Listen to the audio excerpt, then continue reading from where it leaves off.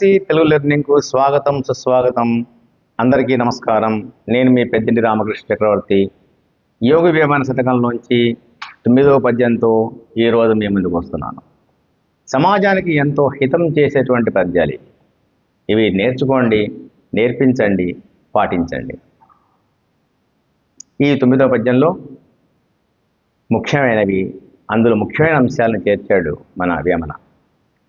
పని తొడవులు వేరు బంగారమొక్కటి, పరగ ఘటలు వేరు ప్రాణమొకటి, అరయ తిండ్లు వేరు ఆకలి ఒక్కటే, విశ్వదాభిరామ వినురవేమా.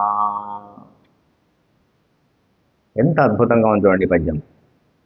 పని తొడవులు వేరు బంగారమొక్కటి,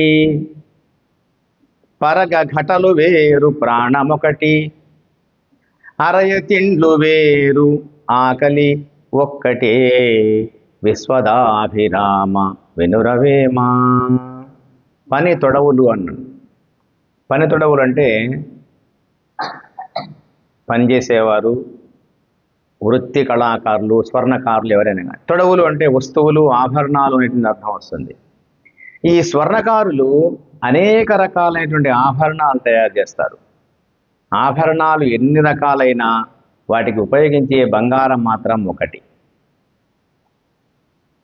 పరగ ఘటలు వేరు. ఘటలు అంటే శరీరాలు, మన దేహం. శరీరాలు అనేక రకాలు. అవి జంతువు శరీరాలు కావచ్చు, మానవ శరీరాలు కావచ్చు, ఏవైనా కావచ్చు. శరీరాలు ఎన్ని రకాలైనా ప్రాణం మాత్రం ఒకటి.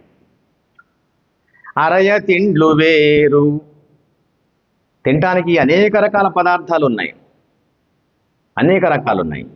అరయ తిండ్లు వేరు ఆకలి ఒక్కటే, విశ్వదాభిరామ వినురవేమా. అనేక రకాలైన పదార్థాలు తినటానికి ఉన్నాయి. అవన్నీ కూడా ఎందుకున్నాయి? మన ఆకలి తీర్చడం కోసం. అంటే ఆకలి మాత్రం ఒక్కటే, కానీ తినటానికి అనేక రకాల పదార్థాలు ఉన్నాయి. దీన్ని గమనించండి మీరు. ఏంటంటే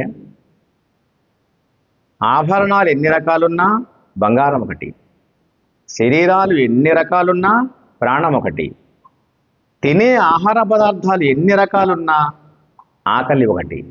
కాబట్టి ఇవి ప్రధానమైనవి అని చెప్పటం.